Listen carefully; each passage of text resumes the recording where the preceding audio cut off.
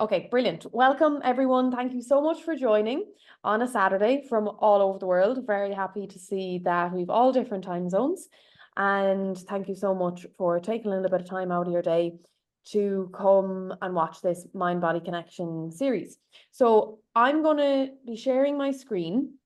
This workshop, the first one, is all about your thinking patterns, how to manage your thoughts, and what our thoughts actually can do to our body, to our beliefs, to our outcomes in life. And I'm going to go through everything in as much detail as I can, pulling out the bits that'll make the most amount of sense to you. So don't panic if you see a lot of slides, because I won't go through every single slide. And any questions that you have along the way, just write them in the chat. And, oh, there's some people joining now, hang on. Just write them in the chat and I will pick out a couple at the end if I have time. And if not, I will record the answers for you. Okay, so the first workshop, all about mastering your mind, okay, your thinking. The other two workshops are about the body, and the last one is about the mind-body connection. The whole purpose of me running these workshops at the end of April is because April is Stress Awareness Month. And the biggest problem we have in our lives at the moment is stress. And so this workshop, although it's about mastering your mind, it's about explaining how your thinking causes stress, psychological and physical stress, and how we can get a better understanding of our thought patterns and what we can do to change them. So, first of all, I'm going to go over what thoughts actually are and just explain what makes up a thinking pattern, where they come from, how do thoughts influence our emotions and behavior. And that's probably the most important part of this workshop, is to understand the impact of your thinking on the rest of your body, on your perspective, on your life, on your relationships. Because everyone has an issue with their thinking. Everyone would like to be able to think more rationally, more clearly, more positively. But if you can, I guess, have a little more awareness on the impact that they have on the other areas of your life, it will make a lot more sense to you. And I think you'll be a lot more motivated to actually put the work in and change how you think. So, and then what does thinking have to do with stress in the first place? How does thinking make us stressed? What does unhelpful and negative thinking do to our health, including our brain? And how can we use cognitive behavior therapy to help us change our thinking? Okay. So people that just joined, if you have any questions along the way, pop them in the chat and I'll answer at the end if I can. And so I just left a bullet here that these workshops are about stress management. Negative persistent thinking, or persistent negative thinking, is distressing, okay? It causes stress psychologically and physically. So what are thoughts? Thoughts are things that we tell ourselves. They are stories. They're our best guess and assumptions of the meaning we give to something, okay? So thoughts are an estimate or an educated guess of something that's right in front of us, okay?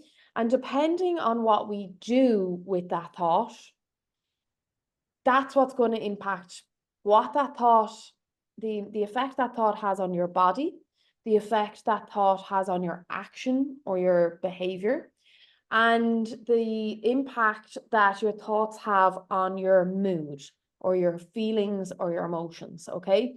And that is all to do with what we actually decide to do with the thought. We have destructive thoughts and we have constructive thoughts. So those destructive thoughts are unhelpful, negative, things that put you down. I'm ugly, I'm fat, I'll never get the job, he doesn't like me, all those sorts of thoughts. They wear us down. And we all know that positive thinking, more rational thinking, are things that will help with personal development, self-esteem, and growth. So without if thoughts were just thoughts, they would have no power over us and we wouldn't have any problems with how we think. It's only when we actively invest our attention and attach a story to those thoughts that we start to believe those thoughts, and they have control and power over us, over what we feel, over how we feel, over what we do, which is action and behavior. So when we engage with specific thought patterns, we start to feel the emotions that are triggered by those thoughts. And we take thoughts as facts, and this is the biggest problem.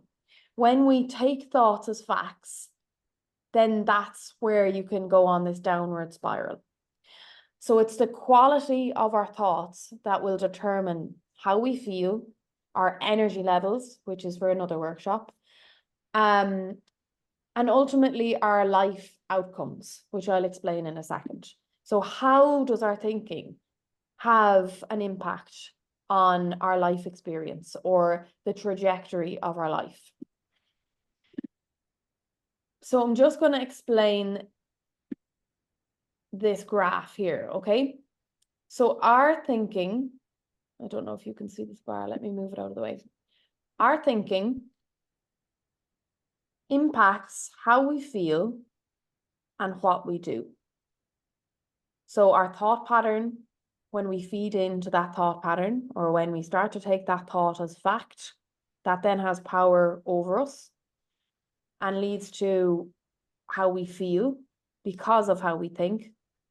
And then because of how we're feeling, we then do something to deal with that feeling, okay? So Okay. Here. just put your mics on mute because I can just hear some background noise. So what you think and what you do affects the way you feel. So today we're just focusing on the thoughts bit. The next workshop I'll be dealing with the emotions, okay, and bodily sensations. Today is just about the thinking. And when we're looking at things that contribute to negative thoughts, there's different categories or reasons that we have negative thoughts or unhelpful thoughts. One of them is called unhelpful thinking patterns, cognitive distortions, thought traps. Sometimes people call it stinking thinking. I'm going to go through some of those in a second. There's rules and assumptions, there's core beliefs, and there's scarcity and a lack mindset. So unhelpful thoughts are automatic, and this is the biggest problem with a negative mindset. The other three aren't as common. So our brains are so automatic in how we think and what we think. We have about 80,000 thoughts per day, and of course we're not aware of a lot of them, or we don't catch ourselves when we're having unhelpful thought patterns. You might not know what they are. I'm going to go through some of them in a few minutes. So we're able to think in a way that's deliberate and slow, but our brains take this kind of shortcut and respond automatically to what's happening. It's very reactive. So I'm going to go through some of the main unhelpful thinking patterns because you're going to be able to identify with some of those. Rules and assumptions are another thing that contribute to a negative mindset or a negative outlook on life. And rules are statements about how you believe the world should work or how you feel and think other people should behave based on your own idea of how the world should be run, okay? So rules and assumptions often include the words must and should. So, oh, he shouldn't be doing that, or I must be perfect in everything I do. And when we have rules and assumptions, it means that we have a distorted way of thinking. because we're trying to live by these rules that only you have, not everybody else has. Core beliefs then become as a result of repeated patterns of thinking. So you will be influenced by your family, your environment, your school life, education, culture, religion. All of these influences determine our thinking pattern. Okay, so people grew up in different countries, different cultures, different parenting styles. All of those things will have an impact on your thinking, and when you repeatedly think something and you're repeatedly surrounded by something, they are the basis of your core beliefs. So that's another reason, or another thing that leads to unhelpful thinking or your thought pattern in general. Lack and scarcity, which is as a result of reducing or minimizing the resources that you have in front of you. So I'm not rich enough, I'm not popular enough, I'm not attractive enough. And that has an impact on your thinking pattern as well. So thoughts make us feel a certain way, and how we feel impacts what we do. Now, this workshop, I'm focusing mostly on negative thinking, because you wouldn't be here if you didn't have an issue with your thinking. I know what negative thinking is like. I know what irrational thinking is like. I've been there before, and that's how I actually ended up doing CBT, because I did it for myself. So your thinking will influence how you feel, what you do, and the outcome of your life. Whether that is positive or negative is up to you. So this is how our thoughts shape our reality, okay? Emotions are the reactions to the thoughts that you give attention to, okay? I need to explain this so that you get a full understanding of the impact of your thinking pattern before we look at the thinking patterns. So how you feel is actually a reflection of what you're thinking about. Because if we didn't feel bad as a result of our thinking, then the thoughts wouldn't be an issue. They wouldn't be a problem. So since your emotions and your body reactions are triggered by your thinking, like the diagram I was showing you, that means that what you think and how you think create your experiences and your views of the world and your perspective. And then that means that you are living in an experience created by your thought pattern. And so you experience what you think. So that means that all the problems we experience are nothing more than an actual thinking problem. And the real problem is never really the problem itself. It's how we think about our problem, even in stressful situations. It's how we view that situation that is the real problem. So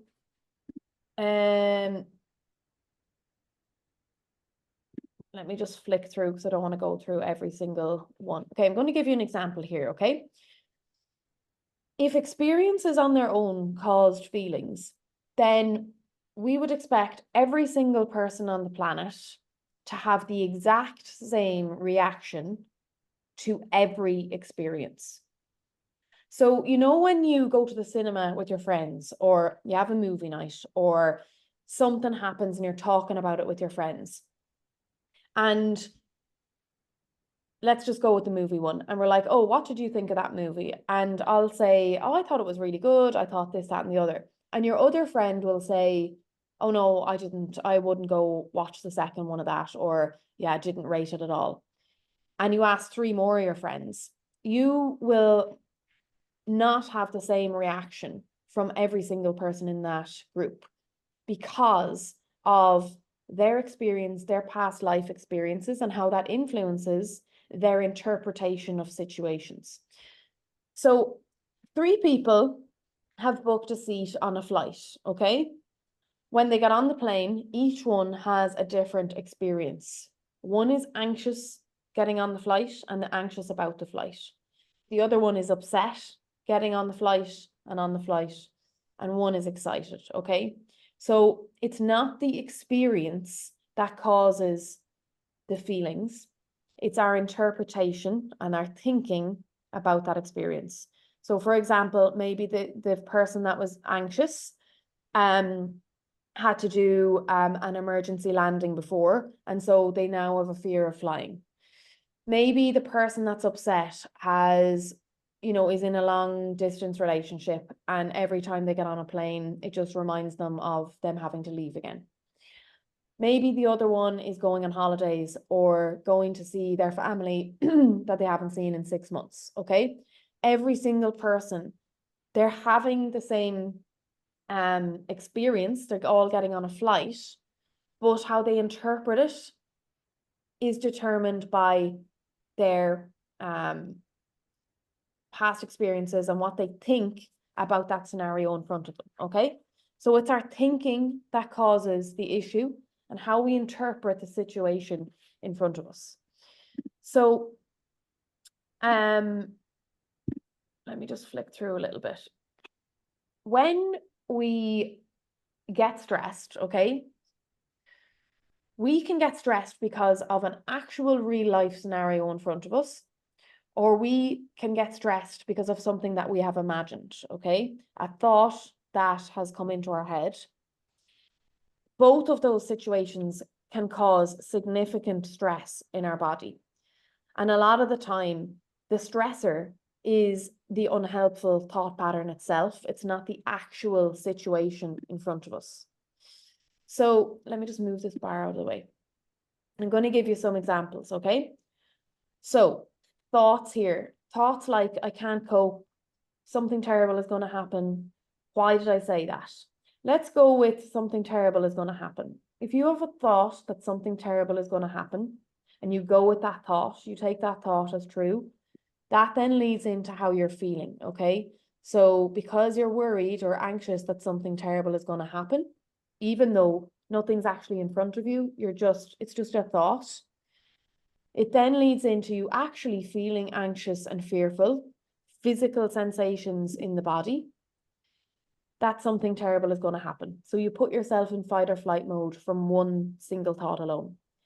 So you have physical sensations of anxiety, fast heart rate, dehydrated, or sweating, dry mouth, fast breathing. And because you have these physical sensations, you're feeling anxious, you want to do something about it because no one wants to sit in that anxious state. Okay, so that's how your thought leads to how you're feeling, leads to us doing something about the feeling to cope with the feeling. Okay, so that's just an anxious thought. Let's say a situation happened at work and you get really embarrassed and you're thinking to yourself, oh my God, why did I do that? And you just like really, really mortified and embarrassed. Again, you're like going around in your head, why did I do that? Why did I say that? You end up feeling embarrassed. You actually get angry with yourself. So these are true feelings, true physical sensations in your body. And of course, you want to get out of that feeling because it's awful. And so you want to avoid feeling like that any longer or escape it or numb it, okay? So this is when your behavior can be unhealthy. So binge drinking, drugs, hiding away, like lock yourself inside, don't want to go out over the weekend in case anyone sees you. That's a behavior to deal with how you're feeling. And when you do any of these behaviors, so let's say you binge drink or you hide away, then all that does is reinforces your thinking. Because obviously if you're isolated and you've hid away on your own, all you're going to be thinking about is the thoughts are going to keep going. Like, why did I say that? Why did I say that? I'm such a fool. Or of course, if you end up binge drinking or you try to numb yourself with alcohol, of course, you're going to end up feeling terrible when you sober up or wake up the next day. And so you wake up feeling bad. And then because you feel bad, that's a thought. Okay, I feel bad, so it must be bad. So it must be true. And the cycle keeps going. Then you end up thinking all these unhelpful thoughts again, feeling shit, and doing something unhelpful to deal with feeling shit because of how you were thinking. Okay, so it's a vicious cycle. So I'm showing you how what the negative thinking cycle can look like. But you have the opportunity to change your thinking pattern, which will help you feel better, which will make you act, or your actions will be more healthy and positive, which means that your life outcomes will be more positive as well. When you keep thinking the same thoughts, you will keep producing the same emotions, keep performing the same actions, and of course your life is just going to continue exactly the same, because you're repeatedly engaging in think, feel, do. Okay, and when you repeatedly do something, that goes into your subconscious mind, and your subconscious mind is what actually automates your life. So if you're not aware of your thought patterns, then you will just continue to live by the same behavioral patterns, and you will continue to feel the same way. Okay, so that's the basis of just explaining the impact of your thoughts on your physical body, your emotions, your behaviors, and your lifestyle. So cognitive behavior therapy is a way that we can make that link between our thinking patterns, how we're feeling, and things that are happening in our life that we don't want anymore, our actions, our behaviors. So with CBT, you have to bring an awareness to your thinking patterns. You have to identify what your thinking patterns are, and then you have to change them. Because if you can change the first step, which is the thought pattern, the cycle will change completely. You won't feel as shit, and you won't be doing things that you don't want to do to deal with uncomfortable emotions. So it's a top-down approach, which means that you want to be dealing with the cognitive part, which is all to do with your thinking. Okay, so cognitive behavior, how your thinking impacts your actions. So now let's go through some of the destructive thought patterns that I think you will relate to a lot. And it takes time to actually build awareness around your thinking patterns and be able to rationalize your thought patterns. So it's about identifying them, challenging them, and changing them. So I'm going to go through some of them here. So the main one is called cognitive distortions. Basically just means unhelpful thinking patterns, okay? So they are biased and irrational ways of thinking. And they make us see the world, ourselves, other people, and scenarios in an unrealistic view. And when we have unhelpful thinking patterns or thought traps, whatever you want to call them, they amplify everything, and they make us think even more negatively, make us feel even more negative, and you're stuck in the cycle again. So let's go through some of the main cognitive distortions. So just a reminder here again that it's not events that are the problem, but our interpretation of the events and how we think of them, because we have distorted thought patterns. So let me go through just a few, okay? So black and white thinking is a huge one, especially in the diet culture. So seeing food as good or bad, or you do it right, or you don't do it at all, okay? So you see things in extremes. There's absolutely no gray area. If you don't do something 100%, then you see yourself as a failure, okay? So it's either fully done 100% or not at all. So there's no middle ground. Another really common one is mind reading and fortune telling, okay? Down here, jumping to conclusions. These are very common. So mind reading means that you think what other people are thinking. So let's say you're in the dating scene, okay? And you haven't heard from someone you went on a date with a few days ago, and you start to make up the reasons why, as if you knew the answer. So, okay, well, he's just this, that, and the other, or I know that it's because of this. That's mind reading, and we all do it a lot of the time. and we don't know what other people are thinking, but our thinking makes up a story answering for someone else when we don't actually know, we don't have any evidence, or we don't know what the other person is thinking at all. So in that scenario, you make up this story about why someone hasn't replied to you or whatever it is, and you get stuck in that thought. Well, it's because this, that, and the other.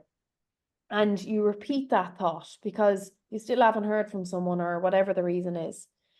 And you continuously think that same thought, you take that thought to be true, and you then start feeling into that thought. So because your own thought pattern you've made up this story and you start to believe it, you take it as fact, of course you're going to feel awful because you're believing your own story, okay? And this is literally a thought you plucked out of the sky. And because of that, you now feel terrible. You're telling yourself you're not good enough, that you knew he wasn't going to reply anyway. Why did you even bother going on the date in the first place? And then that impacts your behavior. Maybe you decide that you are going to come off the dating scene because you feel really insecure. So that's an example of how an unhelpful thought leads to an emotion, leads to a behavior. And that's not even in response to a real life scenario. You've literally just made up this story in your head about why someone didn't reply. Fortune telling is very similar, where you think that you know what's going to happen in the future. Oh, well, I wouldn't get that job anyway, so I'm not even going to bother going for the interview.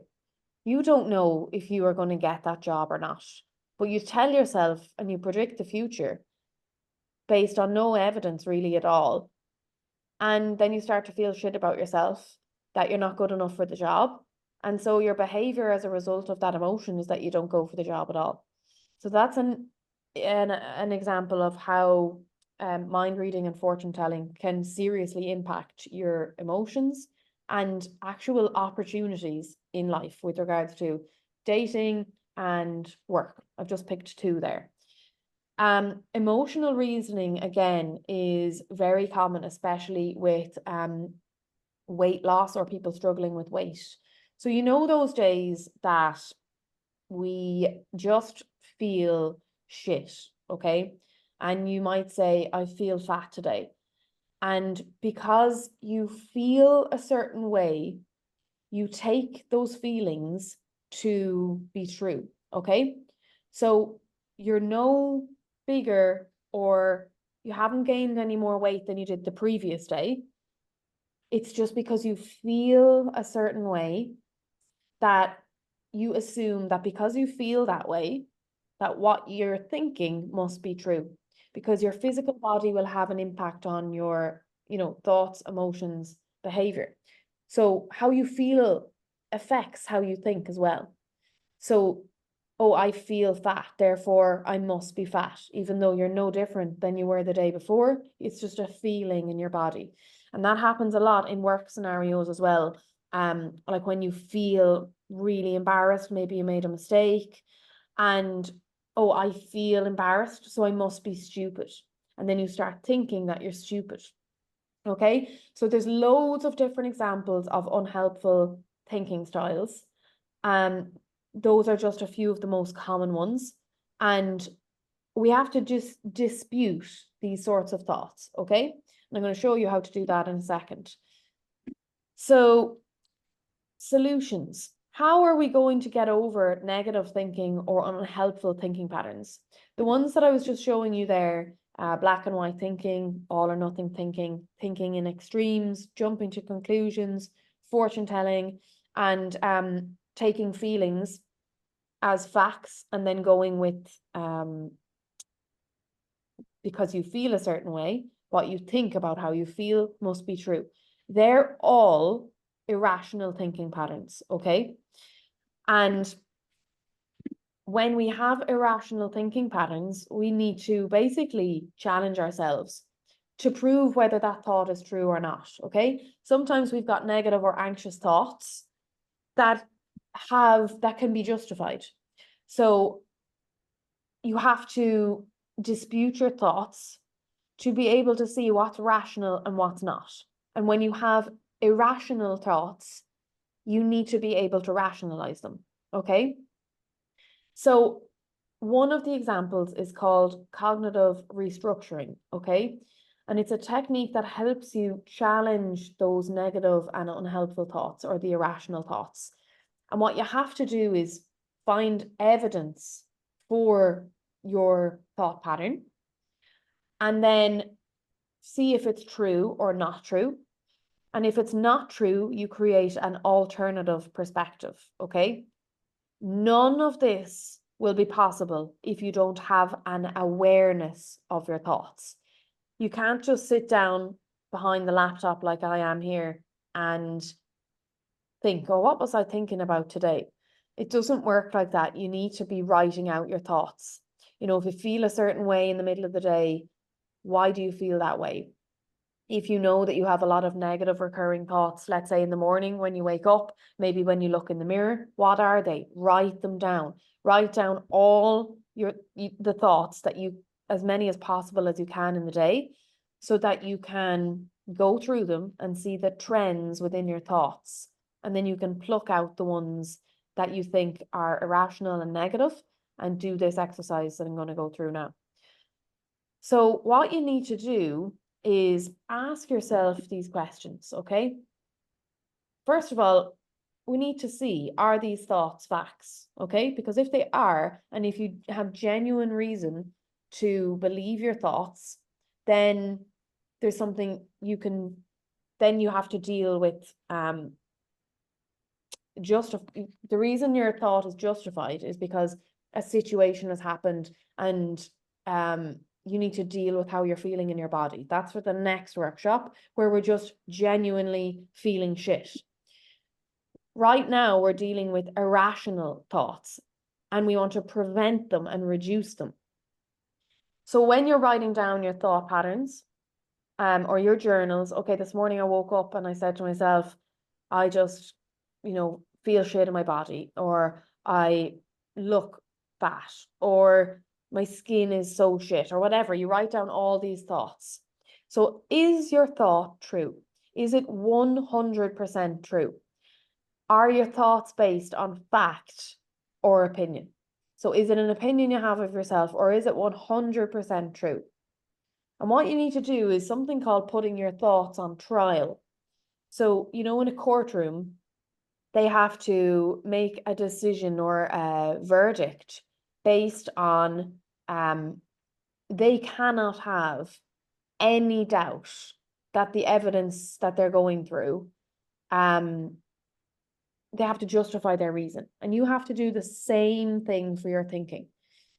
9 out of 10 times when you ask yourself, is this thought true? Like, where's the evidence to support your thought? So like I said, okay, I feel fat.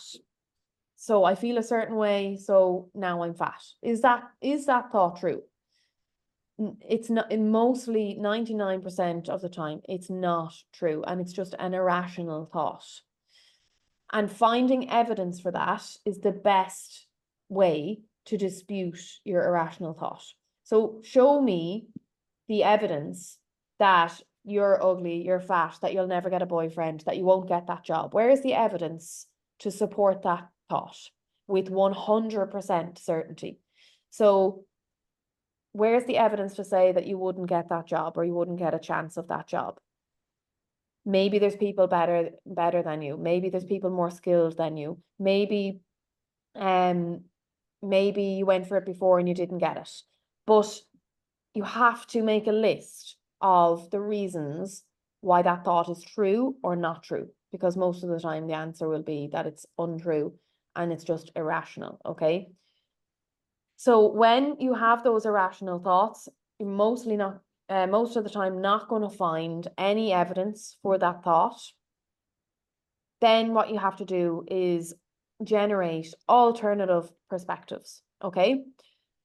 So I'm going to ask a question. We'll stick with the job example, okay? So you're going for a job interview. There's no evidence to say that you wouldn't be worthy of getting that job or a good candidate for the job, but you're having this thought pattern that oh, I don't know, someone else is probably better than me. And you have to write out all the other possible alternatives, all the other perspectives, because remember what I said at the start, that your perspective and how you interpret a situation is only one example, and your own thoughts and your thinking pattern are only one example of a perspective. So what are other alternative views or alternative thoughts that we could have in response to this situation? So maybe someone is more experienced, but maybe your personality is better. Maybe your character is better suited to this job role. Maybe they are looking for somebody, maybe you're thinking, oh, I'm too young for, to get that job. Maybe they're looking for someone young who has more energy, that is single, not married yet, won't be going on maternity leave anytime soon. What are all the alternative possible thoughts apart from your one? And that will help you rationalize your thinking. So let me give you another example there. Okay, so you've got to firstly have the awareness of your thought. Like I said, write it down. You will not be able to do it without writing it down, especially at the start. Then you have the awareness of the sort of thoughts you're having on a daily basis, or even every second day is fine. And then you can identify, okay, no, that I'm thinking in extremes there, or yeah, I seem to have a lot of all or nothing thinking. It's either 100% or zero. You don't have any middle ground. You have to be able to identify the thought trap in order to be able to dispute it. So creating an alternative balanced perspective is the most helpful thing you can do for your thinking, because you have this monkey mind. You've got your good mind and you've got your bad mind, positive and negative. So when your negative mind is going 100 miles an hour in your inner critic, you have to nudge your positive mind to be like, wait a second now. Let me see, is there any other way I could think about this that could be slightly more balanced, more positive, and not as negative? Doesn't have to be toxic positive. Oh, I don't doubt that I'd never get a job. That's ridiculous, and it's also not believable. So you have to have more balanced views and thought patterns. So anytime you get a negative thought, an unhelpful thought, what are the other alternatives that you could have? Okay, I'm just not feeling my best self at the moment. And that's okay. I can't look my best every day. So if you have a breakout, or, your skin is getting you down, you don't say, I'm ugly, no one's going to go for me now because my skin, like, everyone's going to be looking at me. I know what that feels like. I've had them before. But you have to be more balanced and kinder to yourself. Like, yeah, I'm having a bad week with my skin, but like, I can't be my best self all the time. And maybe that's a sign that I need to slow down, drink more water, focus more on my nutrition. Those are balanced alternatives to that thought. Okay. If you struggle with this exercise, like I said, coming up with as many different perspectives as possible. If you are already just in such a negative headspace that you can't even do that, the best thing you can do is ask friends or family what they would think about this situation. And then you'll get about 5 different answers, because like I said, other people interpret things differently to you based on their own mindset and life experiences. And our second biggest problem, apart from the thought patterns themselves, is not talking about our thought patterns. Because when you internalize everything and you don't talk about anything, then again, you only have your own view and your own opinion, and most of the time it's going to be irrational. So when you feel a certain way, when you're having just racing thoughts, negative thoughts, talk to someone, because it's most likely the ruminating that you've been doing has spiraled so out of control that you've made this situation to be so much more than it actually is. And if you just speak to a friend, just, look, I'm feeling this way, this is what's going on, most of the time someone that's calm and relaxed and isn't stressed will be like, okay, well, what about this? Could we do this? And you'll have been so stressed that you wouldn't have been able to see that that was an option because you're only thinking of one perspective. Okay? So, just for another 2 minutes, I'm just going to really quickly talk about how thoughts make us so stressed. Although you probably understand there with my explaining why they make us so stressed. So everything I've gone through is understanding the huge impact our thinking has on how we feel and what we do. Most of the time, it's unhelpful, negative thought patterns that are irrational, biased thoughts, based off our life experiences, how we were brought up, belief systems, etc. Okay, and because negative thoughts are so distressing, like telling yourself you're ugly or fat every single day, or that you're worthless or useless every day, numerous times per day, that is unbelievably stressful, psychologically, emotionally, physically. But I want to explain what it actually does to your brain. So, negative thinking, because your brain interprets your thought as stress, or your thought pattern as stressful because you're putting yourself down. Because of the size of the neocortex in your brain, you can turn on the stress response just by one thought alone, literally one thought alone. And that could be a thought, like I said earlier, that was plucked out of the sky. Not even a factual thought that's based on something true, not accurate, something that you made up. Okay? Imagined, a story that you told yourself because you were mind reading or fortune telling or whatever distorted thought pattern you came up with. And when you have a stressful scenario or a stressful thought, your brain doesn't know if you're in immediate danger. It just detects threat and stress, okay? And so you trigger the stress response in your own body, which I'll go through in the next workshop. But just by thinking, you trigger the stress response that releases stress hormones in our body, chemicals, cortisol, that are flowing through our bloodstream just by simply thinking of one single thought that sets off this whole cascade of how we feel, what we do, the stress response in our body, and stress hormones that are built up, and they're in our system chronically because we're constantly thinking negatively, which means we're constantly in a state of stress. But because you got so used to it, because you do it every day, it doesn't feel like fight or flight mode. It's just a constant chugging of negative thinking, which keeps those cortisol levels running throughout your body. And aside from that,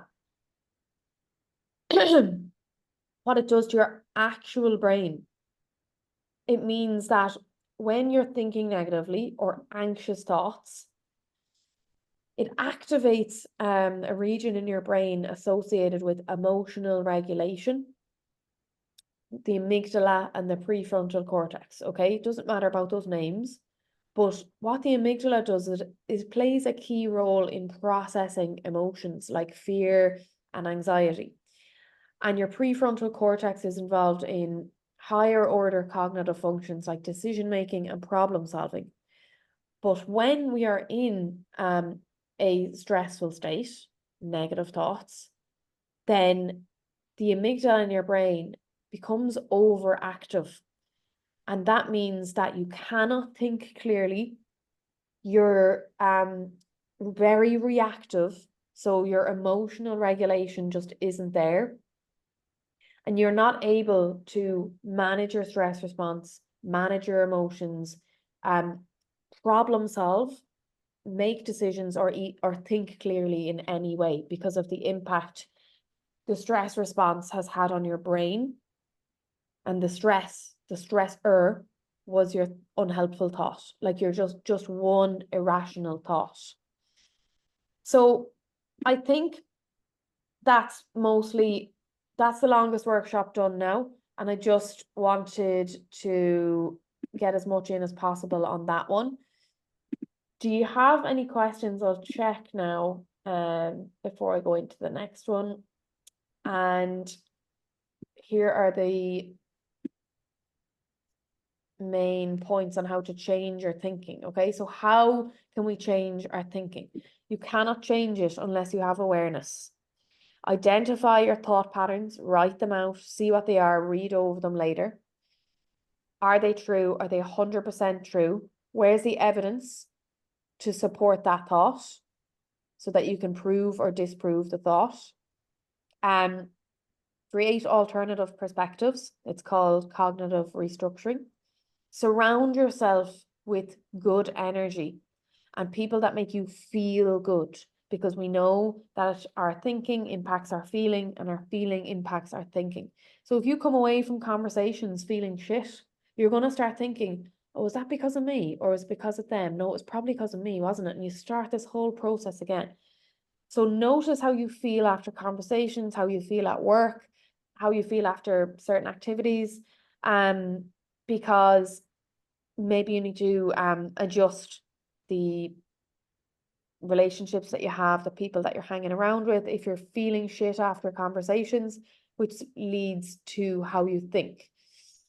Watching inspiring videos is something that I really find useful, and not being on your phone first thing in the morning. Watch something motivating and inspiring that helps you switch what your current mindset is in the morning to something more balanced, something more inspiring and motivating, because that will change the entire course of your day.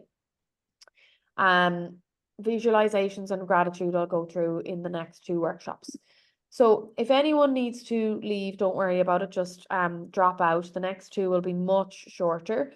And to finish here, we can't think ourselves out of a thinking problem, okay? Or sometimes we can't think ourselves out of a thinking problem.